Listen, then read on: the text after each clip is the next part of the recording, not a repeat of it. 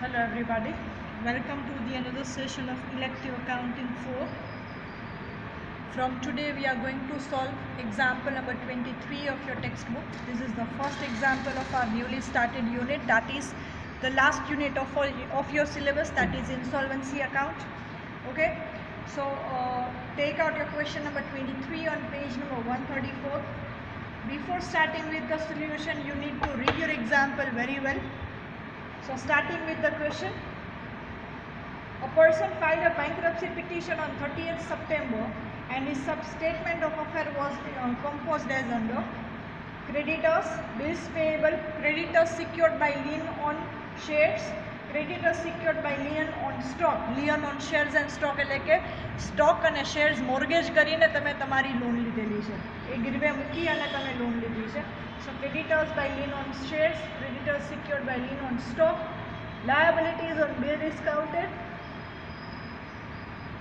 estimated to rank 3,000, mortgage on factory, creditors for rent and taxes, that is preferential creditors, book debts, good, doubtful and bad, shares estimated to realize 16,000, stock estimated to realize 40,000, cash at bank, bills of exchange, factory, machine, furniture, cottages along with the realized value.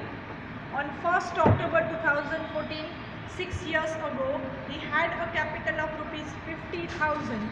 Profit made during 6 years was 45,500 and losses were 25,000 after allowing 2,500 per year interest on capital. Withdrawal amounted to rupees 77,200. Prepare a statement of affair and deficiency account. This example was asked in the paper 2015.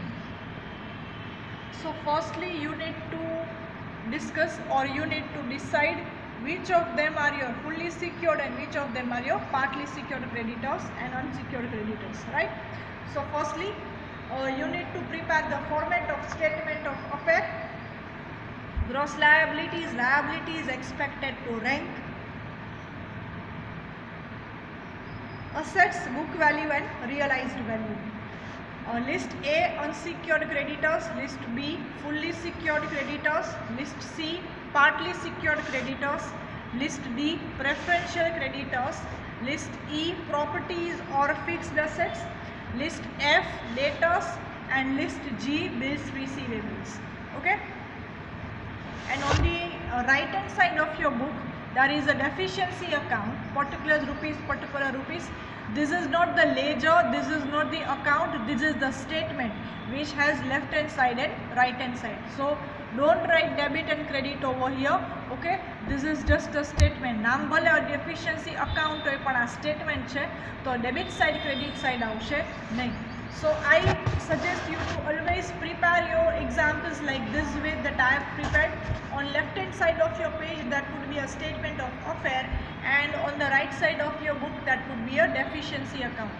This will be easier for you to post the answers because ઘણી બધી વસ્તુ એકમાંથી બીજામાં તમારે post કરવાની થશે. તો પહેલા તો કમ્પેર કરીએ કયા ફૂલી સિક્યોર્ડ છે અને કયા પાર્ટલી સિક્યોર્ડ છે. એના માટે એક સિમ્પલ ટેકનિક આપું છું. સી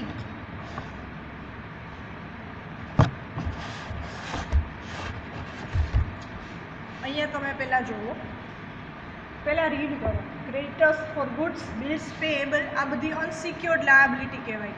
રીઝન બ્રેકેટમાં લખેલું નથી. સિક્યોર્ડ એટલે કે રિયલાઇઝડ વેલ્યુ કેટલી છે કે કોના ઉપર મોર્ગેજી છે કાંઈ લખેલું નથી.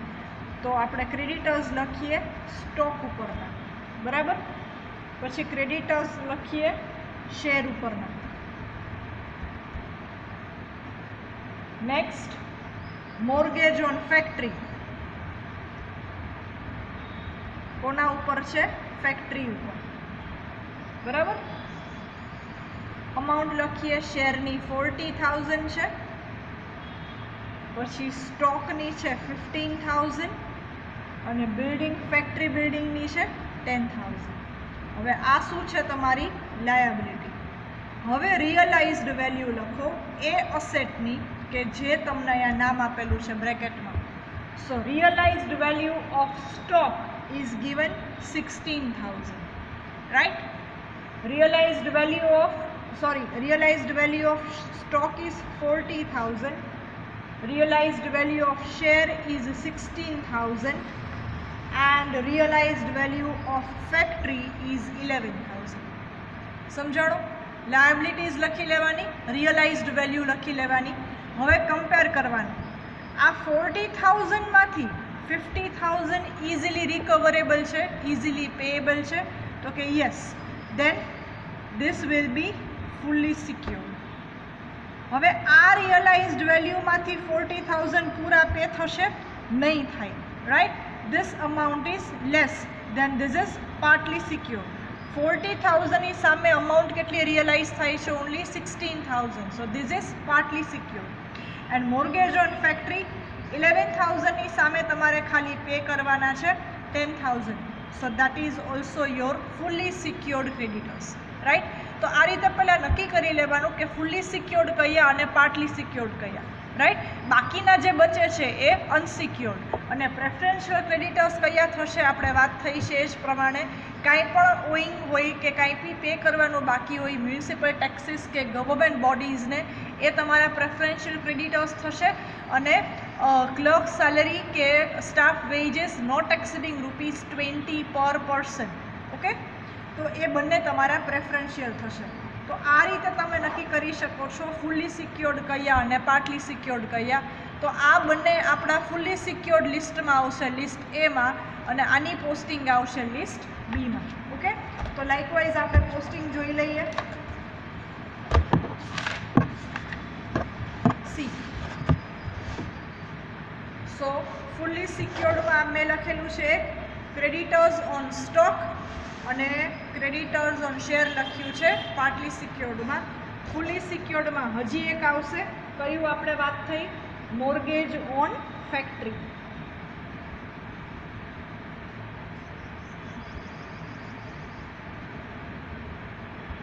₹10,000, બરાબર? તો પાર્ટલી સિક્યોર્ડમાં લખી નાખ્યા ને ફુલ્લી સિક્યોર્ડમાં બીજા બે લખી નાખ્યા. Likewise unsecured creditors for goods, bills payable and bills ડિસ્કાઉન્ટેડનું એસ્ટિમેટેડ ટુ રેન્ક, એ ત્રણેય અમાઉન્ટ આવશે અનસિક્યોર્ડ ક્રેડિટર્સમાં. અને પ્રેફરન્શિયલ ક્રેડિટર્સમાં શું કીધું છે? Creditors for rent, taxes, etc. So that is 3,000, right? Like this. Now example જોતા જાઓ અને જે કાંઈ બી પોસ્ટિંગ બાકી છે એ જોતા જઈએ.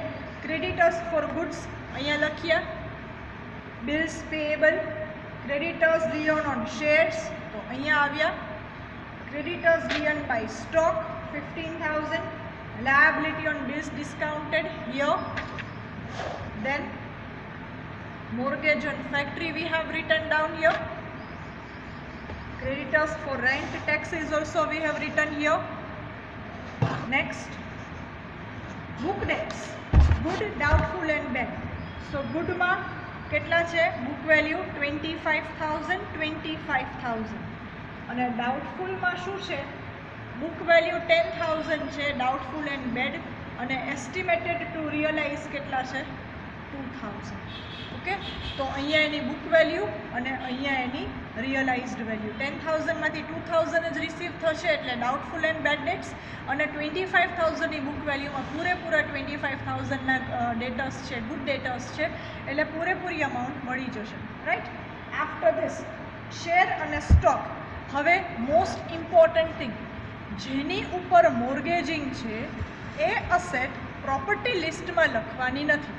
તો જો 3 વસ્તુ પર મોર્ગેજિંગ છે, mortgage on stock, mortgage on factory and mortgage on shares.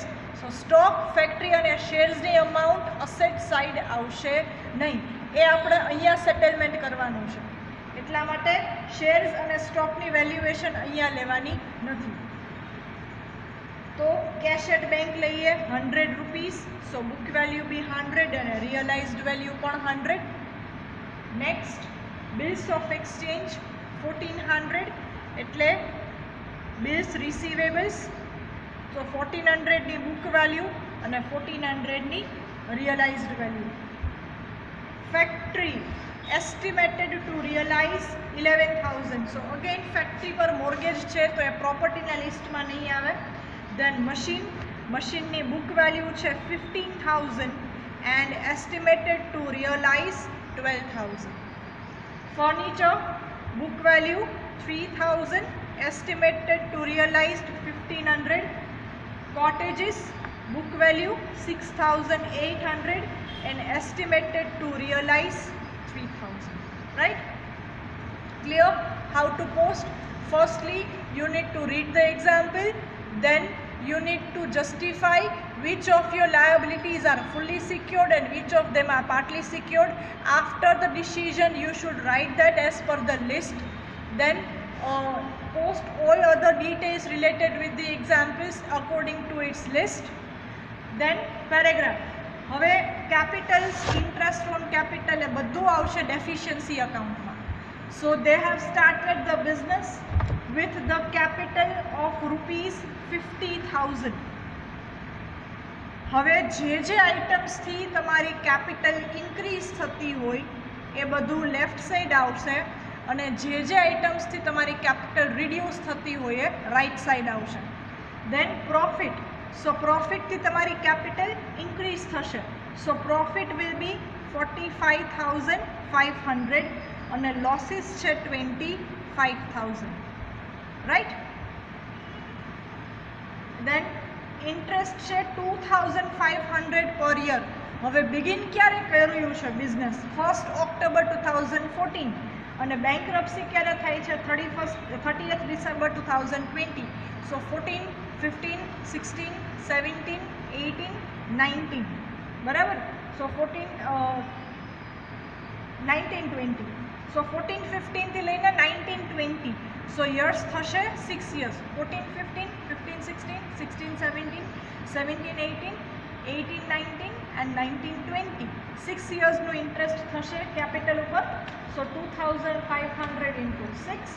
So that is 15,000 rupees of interest on capital.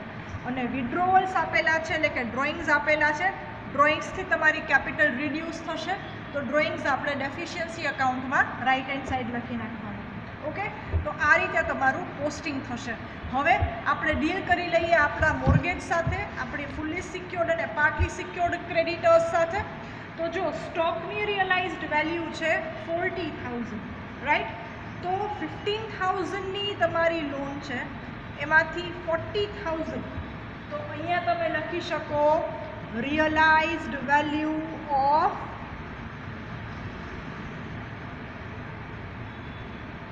Stock. So realised કેટલી છે? 40,000 રિયલાઇઝડ વેલ્યુ છે. રાઈટ? પછી હવે બાકીની જે રકમ બચે છે દેટ ઇઝ 25,000. રાઈટ? તો આને કહેવાશે સરપ્લસ. એટલે 40,000 રિયલાઇઝથી એમાંથી પે ખાલી કેટલા કરવાના છે? 15,000 પે કરવાના છે. તો આ કહેવાશે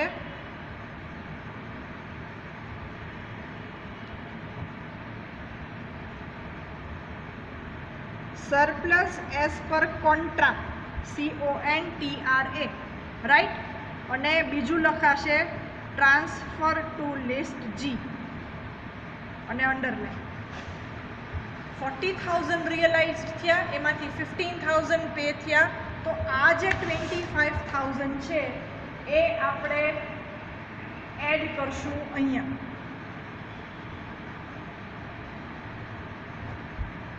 રાઈટ? આની સામે લખવાનું સરપ્લસ એઝ પર લિસ્ટ બી. કેમ કે આ બધી રિયલાઇઝડ વેલ્યુ છે અસેટની, એ વેલ્યુમાં આ અમાઉન્ટ એડ થશે કે જે બચેલી છે એ. તો આ 25,000 રૂપીઝ અહીંયાથી આવશે. ઓકે, તો આ રીતે તમારે એન્ટ્રી કરવાની છે. એવી જ રીતે મોર્ગેજ ઓન ફેક્ટરી. તો રિયલાઇઝડ વેલ્યુ ઓન ફેક્ટરી કેટલી છે? 11,000. तो सरप्लस केटला बचशे 1000. So surplus as per contra 1000 અને એ પણ ટ્રાન્સફર થશે અહીંયા. So plus 1000 surplus as per list B. તો બંને તમારી ફૂલી સિક્યોર્ડ અમાઉન્ટ છે, તો આ અમાઉન્ટ ટ્રાન્સફર થશે અહીંયા. સો 1000 ક્યાંથી આવ્યા? અહીંયાથી આવ્યા. રાઈટ? ક્લિયર? આફ્ટર ધીસ હવે આપણે કેલ્ક્યુલેશન કરીએ. શેર્સનું બાકી છે. શેર્સની રિયલાઇઝ્ડ વેલ્યુ શું છે? 16000. તો જો 40000 માંથી 16000 પે થઈ ગયા, તો હજી આઉટસ્ટેન્ડિંગ લાયબિલિટી થશે તમારી 24000 કે જે હજી પે કરવાના બાકી છે. સો પ્રેફરન્શિયલ ક્રેડિટર્સ પૂરેપૂરા પે કરવાના બાકી છે. 83000 અહીંયા સરપ્લસ હતું એ અહીંયા ટ્રાન્સફર કર્યું, આ બી સરપ્લસ છે એ અહીંયા ટ્રાન્સફર કર્યું. 40000 માંથી રિયલાઇઝડ 16000 છે, તો બાકીની પેમેન્ટ બાકી છે 24000. રાઈટ? હવે how to close your ledger. સૌથી પહેલાં રિયલાઇઝડ વેલ્યુનો ટોટલ તમારે કરવાનો. રાઈટ? તો જો starting from beginning 12000 plus 1500 plus 3000 plus 100 plus 25000 plus 2000 plus 1400. So total is 45000. Realized value from asset is 45000. हवे एमा तमे आजे बे सरप्लस छे तमे एड करो छो. सो 45000 प्लस 25000 प्लस 1000 एटले बचशे 71000. राइट? 71000 बचशे. एमांथी 3000 रुपीज सौथी पहला तमारे पे करवू पड़शे तमारा प्रेफरन्शियल क्रेडिटर्सने. एटले अहींया बचशे 68000 અને 3000 માઇનસ 3000. તો આ 3000ની સામે તમે લખી શકશો paid as per contract. Right? Paid as per contract. અને અહીંયા આવી જશે ડેશ 3000 માઇનસ 3000. ઓકે? હવે ટોટલ લાયબિલિટી પેમેન્ટ કેટલું બાકી છે ચેક કરીએ. 83000 plus 24000. So total is 1,07,000. 1,07,000. So liability payment કેટલું બાકી છે? 83000 plus 24000. So total 1,07,000. આપણી પાસે ઓન હેન્ડ અમાઉન્ટ કેટલી છે? ખાલી 68000. તો અહીંયા જે આન્સર આવશે એને કહેવાશે deficiency as per list H. અને ડેફિશિયન્સી ઇઝ 39000. એટલે હવે તમે 39000 રૂપીઝ પે કરી શકશો નહીં. સો this is the full example. Okay? પહેલાં તો નક્કી કરી લેવાનું પાર્ટલી સિક્યોર કયા અને ફૂલી સિક્યોર્ડ કયા. અકોર્ડિંગલી લિસ્ટમાં એનું પોસ્ટિંગ કરી લેવાનું. ફૂલી સિક્યોર્ડની એક્સ્ટ્રા સરપ્લસ અમાઉન્ટ છે અહીંયા શિફ્ટ કરવાની, ટોટલ લઈ લેવાનો. ઓકે? અને finally total of liability minus 10. So that is your deficiency as per list જી.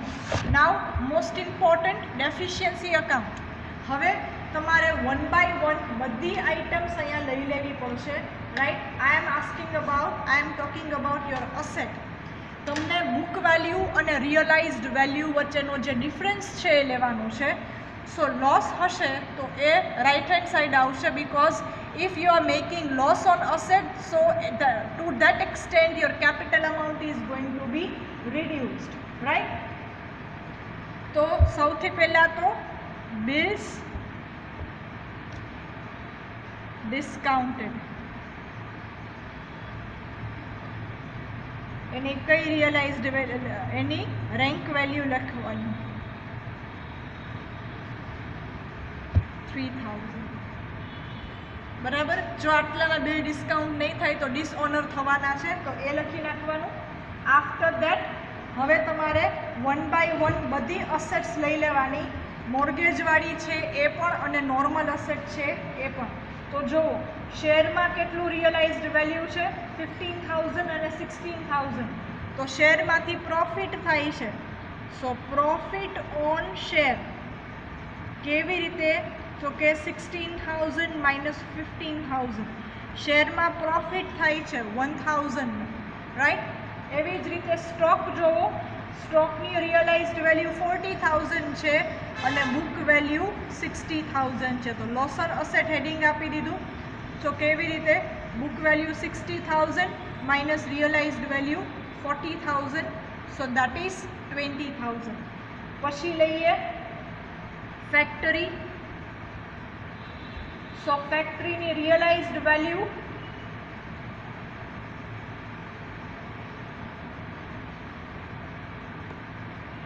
અને બુક વેલ્યુ જોઈએ.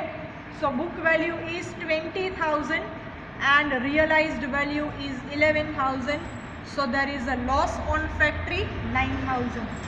Likewise machine, તો મશીનની જોવો બુક વેલ્યુ 15000 છે અને realized value 12000, so that is 3000, right. Next, fixtures.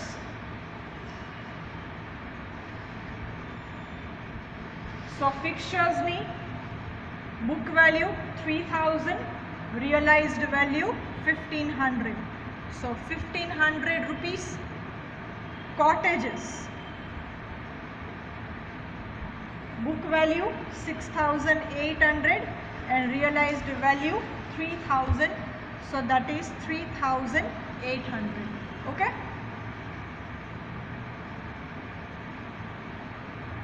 So this is how you can prepare your deficiency account. જે આઇટમ્સથી capital increase થાય છે લેફ્ટ સાઈડ, જે આઇટમ્સથી કેપિટલ રિડ્યુસ થાય છે right side. After this deficiency આવે છે, ઘટ આવે છે બિઝનેસમાં, તો એ તમારો લોસ જ કહેવાશે. સો તમારી જે ડેફિશિયન્સી છે એ ઓલવેઝ આવશે left hand side of your deficiency account, that is 39000, right. અને ડેફિશિયન્સી અમાઉન્ટ તમે અહીંયા મૂકો એટલે હવે તમારું ડેફિશિયન્સી અકાઉન્ટ બંને સાઈડ ઇક્વલી ટેલી થઈ જવું જોઈએ, right. Let us check. On the left hand side we have the amount starting from 50000 plus 45500 plus 15000 plus 39000 plus 1000, so 40000. So 1,50,500, and on the asset side, on the right hand side we have 25,000, 77,200, 3,000, 20,000 plus 9,000 plus 3,000 plus 1,500 plus 3,800. So that is again 1,50,500. Let me check the amount once again. Yes, no, one item I forget. Bad debts. Good debtors, doubtful debtors 10,000 and expected to realize 2,000. So total 1,50,500. So this is how you can solve your example of deficiency account. This time due to less space it is little bit clumsy. My statement of affair is not clearly visible just because of lack of space. Next time I will be trying કે તમને proper space થી દેખાય. Gross લાયબિલિટીની કોલમમાં તમે કાંઈ બી ન લખો તો ચાલે, પણ અહીંયા તમારે જો લખવું હોય તો તમારે એની લાયબિલિટીઝ લખવાની 83,000, અહીંયા 15,000, અહીંયા એની અમાઉન્ટ આવશે 10,000, એ બધી તમે લખી શકો છો, right. So this is how you can prepare your statement of affair. I am just shifting the focus. See, This is my statement of affair. List A માં 3 આઇટમ, લિસ્ટ બી માં 2 mortgage છે, creditors on શેરવાળું, surplus transfer કર્યું, પછી mortgage on factory અને surplus transfer કર્યું. Then partly secured creditors અને એની amount બહાર લખી અને પ્રેફરન્શિયલ ક્રેડિટર્સ તમારે પે કરી દેવાના. List E of properties or fixed asset, list F debtors, list G bills receivables. Surplus add કરો 71,000 મળશે, એમાંથી 3,000 પ્રેફરન્શિયલ ક્રેડિટર્સને પે કર્યા. So deficiency as per list H is 39,000. Same way deficiency અકાઉન્ટમાં તમે ટ્રાન્સફર કરો છો deficiency along with capital, profit, losses, drawings and loss on asset as well as profit on asset. તો આ રીતે તમે તમારું ડેફિશિયન્સી અકાઉન્ટ પણ પ્રિપેર કરી શકો છો.